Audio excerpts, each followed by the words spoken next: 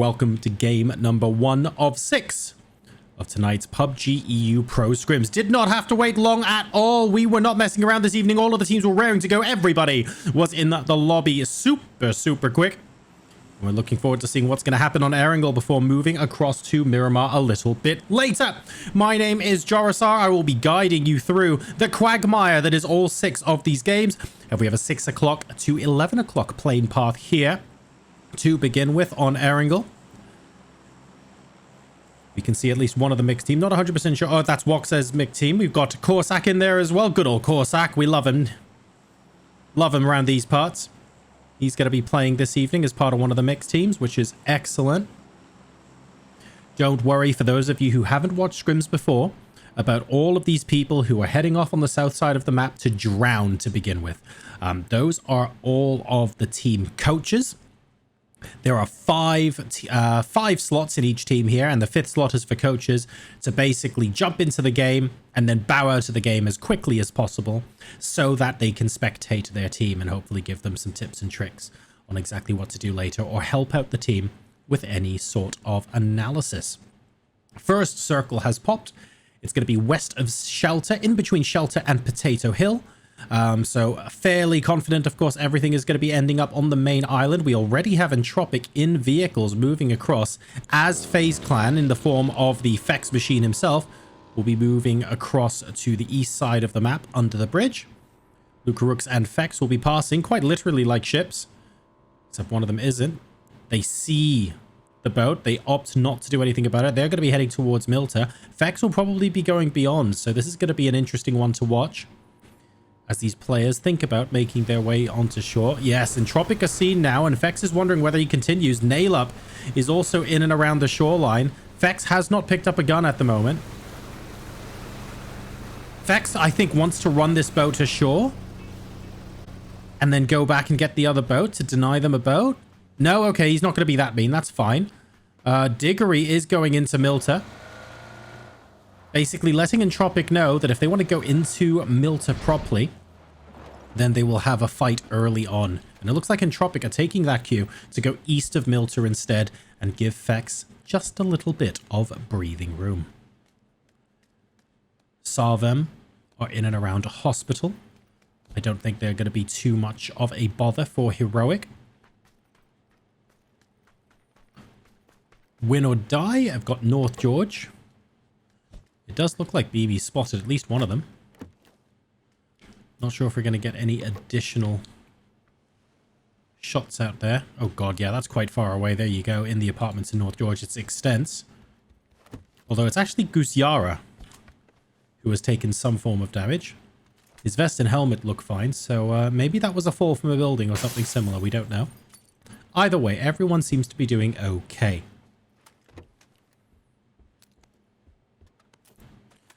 Entropiq have now properly gone into Milta Power as well. HOWL have got Yasnaya to themselves. Northern Lights, their traditional school and apartment split. Mixed teams will not be bothering them there. Vard is back from holiday and has rejoined Team Liquid in Pachinki. Last time we cast scrims, I believe Vard was out. Everyone was reading into it going, oh, who's he getting replaced with? Dude, he was on holiday. It's cool. Fuzzface played. That's it. End of story. I'm sorry it's not more juicy, okay? I'll try and ham it up a little bit next time. NaVi are moving from their position just north of this road on the south side of Erangel Island. They've decided that a more central compound is desirable. Could potentially be going in this direction. We'll be keeping an eye on Alia. I'm going to guess that that shack is not #1 prio in this particular circle. Still 62 alive. Very, very chilled start to game number 1. Having a peek around the top of this hill is somewhat common for a lot of teams. You do get a bit of shelter from quite a lot of direction because of this little depression here. You basically just need to worry about people in that direction. And then you can sort of peek over here at everyone else who might be down here and maybe spot a couple of players. So taking a relatively central position, but also a versatile one. It's easy for them to rotate in all manner of directions if they find someone starts shooting at them from long range. What you have to avoid in this position is someone sneaking up on you short range. If someone comes up over the next ridge and you weren't expecting them and had no idea that was happening, that could spell disaster.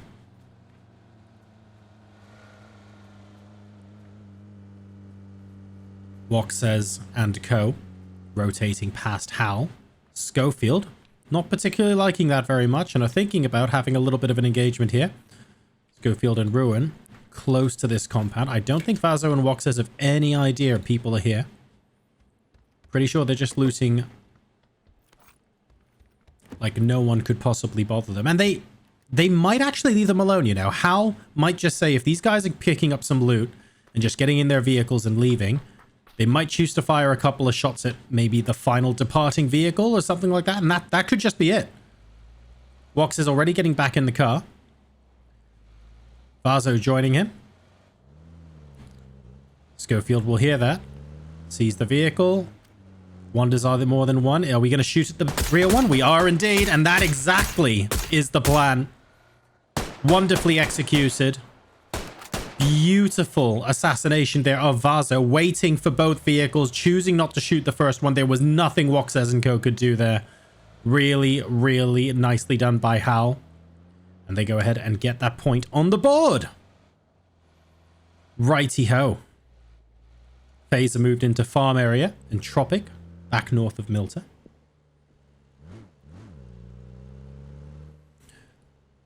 And we have STARDUST looking at SHEESH coming over the bridge. That's interesting. No one down here. They're all four of them still alive. We should be doing... Oh, hang on just a second. That's T-Bone onto Voldemort, but it's actually Paige I kind of want to take a look at. So that was a beautiful shot from range. But it's Paige you might be looking at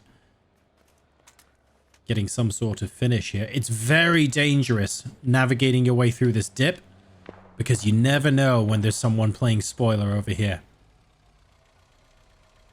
Car being used as a shield. Additional smokes going down now to allow the revive to take place. Voldemort was taken out from quite a long way away. That's a beautiful grenade from Beamy. Did some damage, but not complete. And there's Global Army. That is the angle we were talking about. Beamy had an angle, but unfortunately, Global Army had one as well. And that allowed him to stop anybody getting close. Global Army finishing that kill off with a nade too. Olseng should be able to finish reviving Voldemort now. Good nade from Paige, but not enough to dissuade them. Baron Peak up top might be able to stop Paige from getting too close, but he has to be very active with his position. He can't afford to sit behind this ridge. Otherwise, these AR sprays are going to be absolutely horrendous. Ooh, better hit backspace there. Let's see how well that grenade did. Moderately well. It's okay at keeping Heroic pegged back, but not so good in terms of doing damage. More grenades coming in now. Olseng. Was he able to get Global Army, Voldemort up? Rather, he was. Voldemort now back up. I think they need to back away from this position. They've gotten the one kill onto Heroic now. They need to look for an opportunity for themselves to get a better... I don't want to say high ground, but like a better position where they aren't within such nadeable range. Baron Peak also is very, very split from the rest of his team. Spots Curexy, who comes in with the headshot. The follow-up shot from the barrel will get him down, and it's down to 3 versus 3. Beamy down, so is Baron Peak, who was caught a little bit offside there. I liked that angle to begin with to keep Heroic back, but once Voldemort was rezzed, I feel like they should have fallen back and grouped together a bit more. I mean, an option is, of course, to press forward and try and wipe out Heroic, but it doesn't feel like they've done that either. So in the absence of that aggressive move that I think could have been quite fun...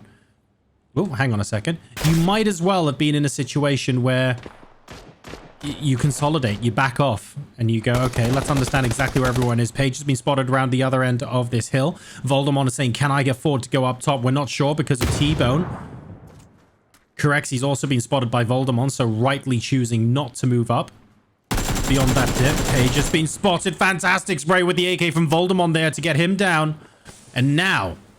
T-Bone is a very, very fast split, and he's just been headshot as well. It's down to Curexy to potentially get this revive. Global Army has spotted Curexy, though, so he's going to be facing an uphill struggle just to get to a point where he can afford to revive. Grenades coming out into the smoke, but Corexi actually going for the revive. Voldemort gets headshot. That is crucial. Corexi probably needs to heal first before getting Page up. He does just that. Ulsing right next to him. We need an underarm nade. Where's the underarm nade? We need that. Not going to get it. Corexi instead gets the bolt to the head. And that's it. Sarvem Esports eliminating Heroic.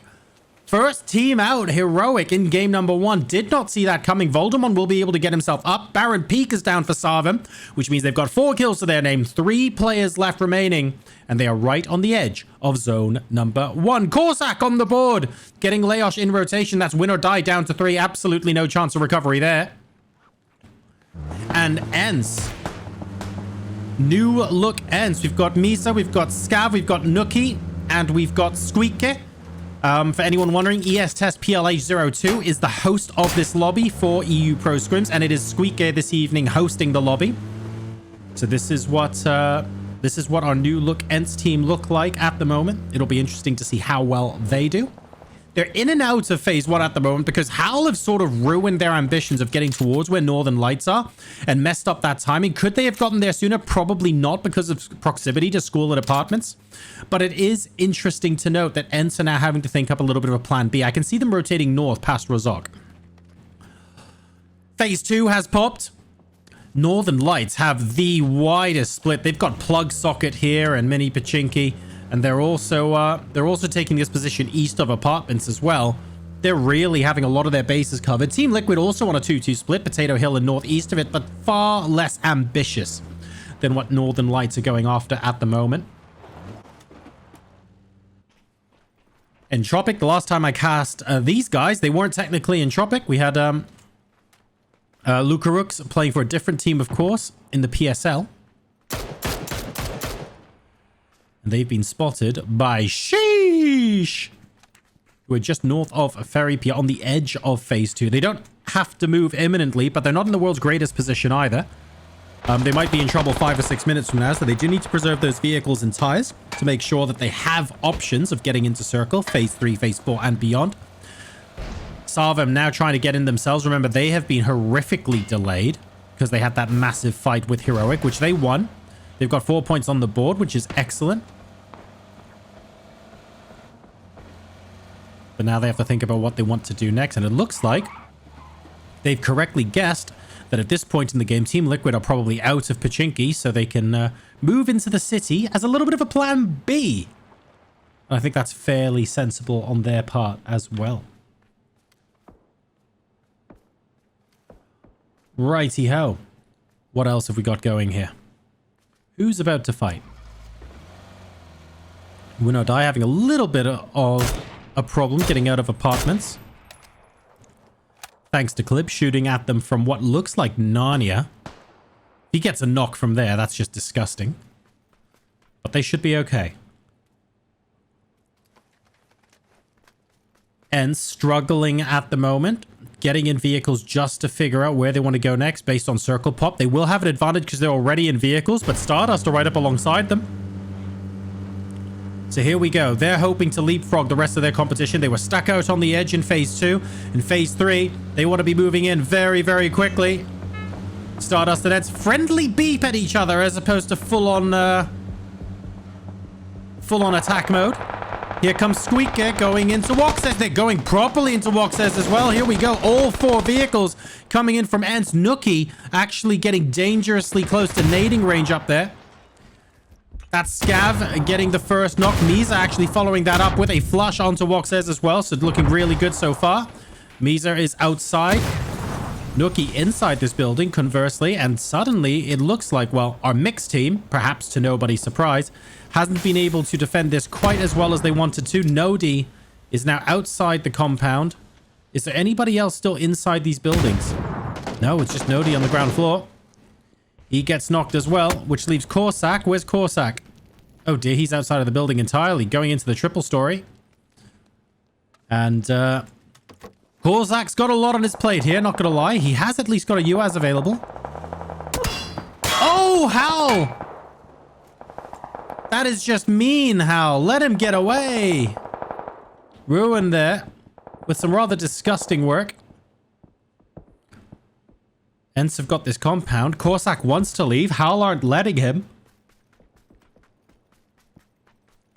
This is rough.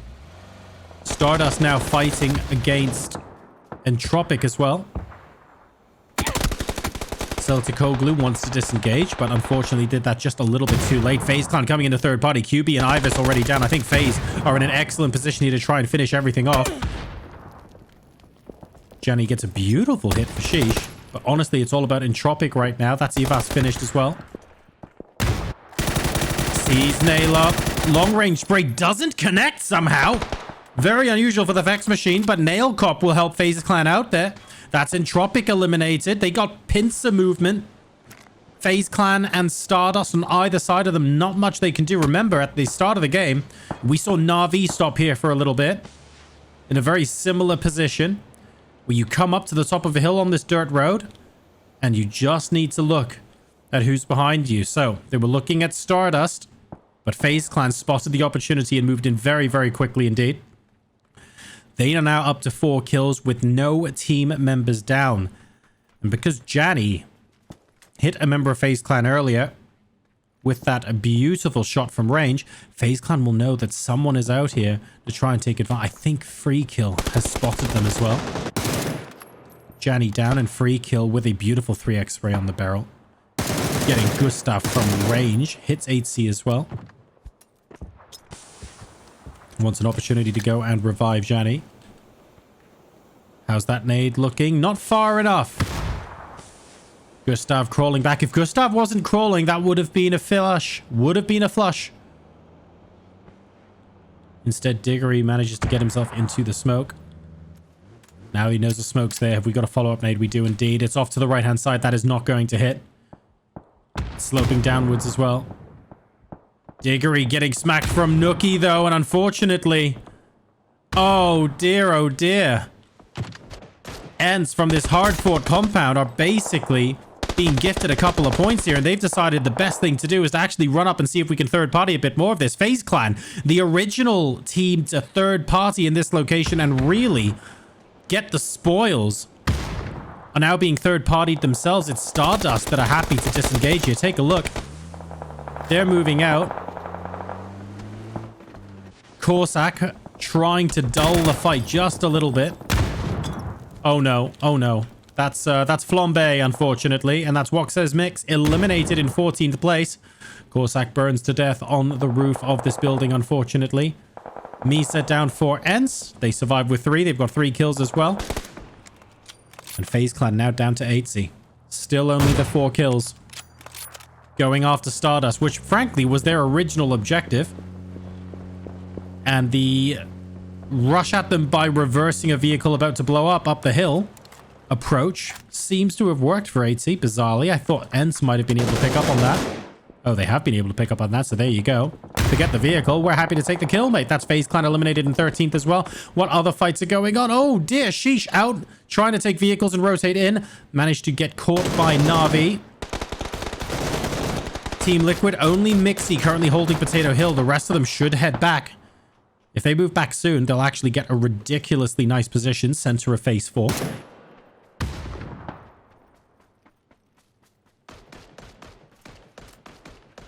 I see you guys in chat. Welcome, welcome. Kitch here.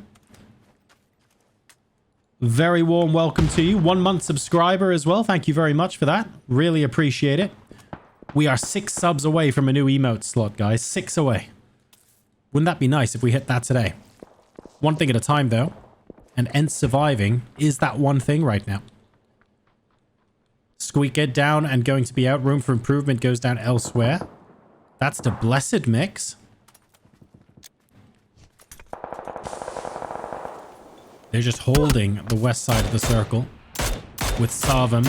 Oh, wow, that's some excellent long-range shooting going on there from Olseng. But he hits them multiple times without actually getting the knock. That's beautiful, but not quite there in terms of that final touch. Northern... Whoa, whoa, whoa, whoa, Patulins.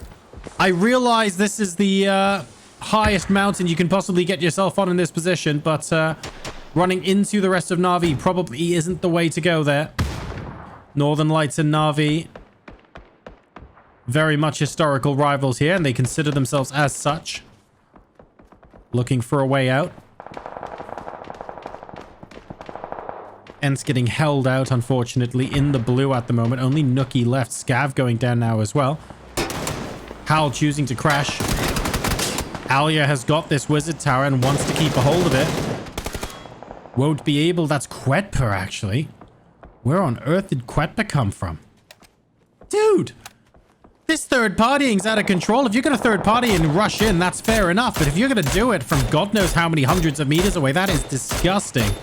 Melman getting finished off by Quetpa. That's HOWL eliminated now. Top 8 teams do get placement points, by the way, so we are comfortably in them now. All 4 of Team Liquid have the option of moving in towards Deep and Lou, the last 2 members of Northern Lights. Moving towards the center of the circle. And towards the allure of a rather deliciously fresh crate. It's got an organ level 3 gear in it. No tack stock this time around, surprisingly. There's normally the one super random item in a crate. Not today. WinOrDie. WinOrDie being very sneaky indeed. That's Voldemort down. Pulsing out in the open. He's down as well. Extends though. 37 hit points is not ideal. He needs to be able to get a heal off. Realizes this. The rest of Sarvem are going to be telling Global Army this is where he is. And Global Army's like, look, mate, I'm too far away to do anything about this. So I think that's 2 extra points for WinOrDie. Unless Blessed Mix steal a couple of these. They've got the option of picking up the points. They saw the kill feed. They know someone's going down. Extends manages to confirm that for WinOrDie. I fear, though, if he stays here much longer, it won't be winning that he's doing. Let's put it that way. I think he spotted, just about spotted someone from Team Liquid and has decided to go back.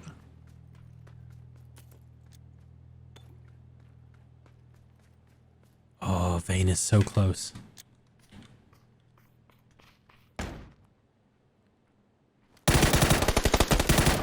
Gets spotted, stuck out in the open. Vayne goes down. Really good headshot from Extents there. It just wasn't quite enough. I think he needs to pick him up rather than revive. Oh, no. Okay, we're good. Just inside. Whew! Never mind. Blessed and Vayne are both going to stay up. Blessed Mix now up to 3 kills. Global Army ahead of them in these trenches. I say trenches. Fortifications, if you like. We've got Team Liquid on the other side. A very, very hard shift now down to the 5-6 o'clock position. Means that Northern Lights are trying to gatekeep Team Liquid, but they're trying to gatekeep Team Liquid from a rather disadvantageous position. So Mixie spots them both, and the trade is excellent. Clib does go down, and to be fair, he goes down to an AUG, which Team Liquid will be very, very keen on grabbing from that body as they move into zone. NaVi watching on the other side, still 3 strong, and then we've got BBL on the southwest. The complicating factors here, if you like, are Blessed Mix and Sarvem. More or less next to each other right now. These teams are going to have to both move past Team Liquid or find a way to bypass them entirely to get into next zone.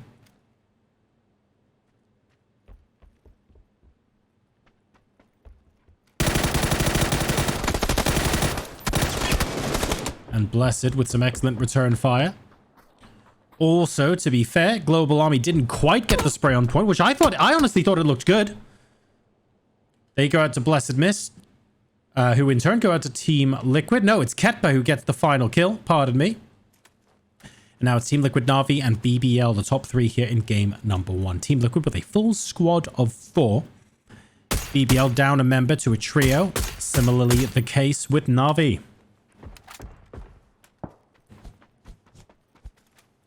Let's take a look at the terrain of phase number 6. It looks like Liquid definitely have the high ground. BBL have the low ground. It's very much about whether Liquid are forced down. If they are forced down, this is going to be problematic. But they have got things like this crest here. Crest is the wrong word, but this lip. This ridge. We're comfortably in circle. They can move forward and back as necessary to find themselves some angles. Players like Ketpa will be looking at finding new angles that can be unlocked if they move up the hill slightly. That one's a bit more tricky.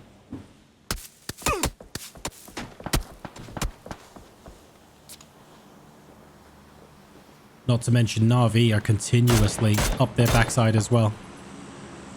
Uber's a very clear view on where Ketper is, even though he's quite far away. Phase 7 will determine how this fight plays out. More or less a donut. Now, Team Liquid won't have this ridge anymore, which is kind of interesting. They'll have to move down below it.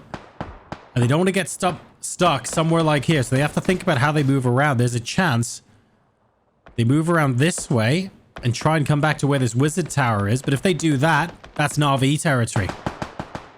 I feel like Liquid have to do something, though.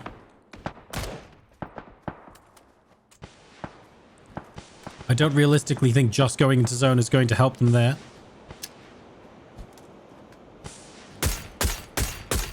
More smokes coming out on behalf of Jimbo. Presumably, these are for mixing glib to rotate into as well. So we've got a way into circle now. The question is, do they want to take it?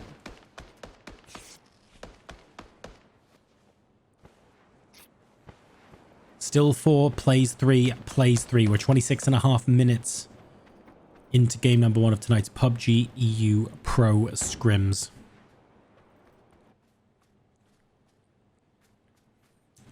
See, it's a weird one. This Team Liquid had the most advantageous high ground position, but because they're being forced off of it, it makes their position arguably the most risky. Clip down, example, evening the score. Oh, Uber almost getting taken down in return by Mixi. Something needs to happen here because Clip and Jeems are both down now. Team Liquid are down to 2. That's a great grenade coming in from Alia. It's a little undercooked rather. It gets Mixi's position, but he had the idea. He's thinking they must be going from smoke to smoke. We're going to go for one of the latter ones instead.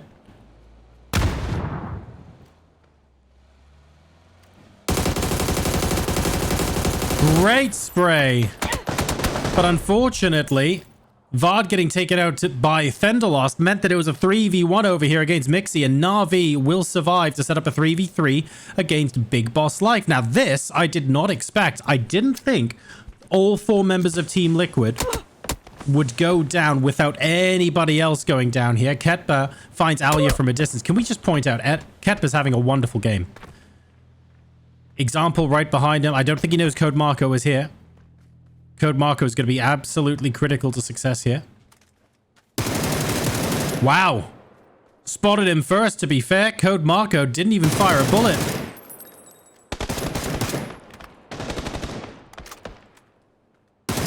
Uber down, leaving example on his lonesome. It's a 1v1. Ketba's had a great game. Example's got 6 kills, though. Thunderlost and Uber are the 2 players technically still in the game. They're both downed right next to each other. Example not quite within nade range, I think. He's going to give it a go anyway. To be fair, it really is only about 10 meters before he would have been, so not too far at all. Example's got more natural terrain to work with. Advantage NaVi.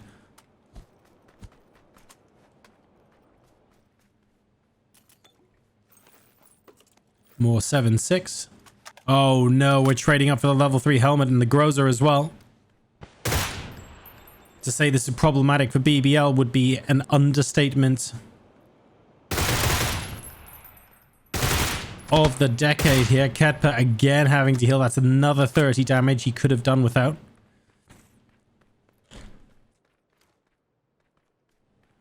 An example now starting to rotate.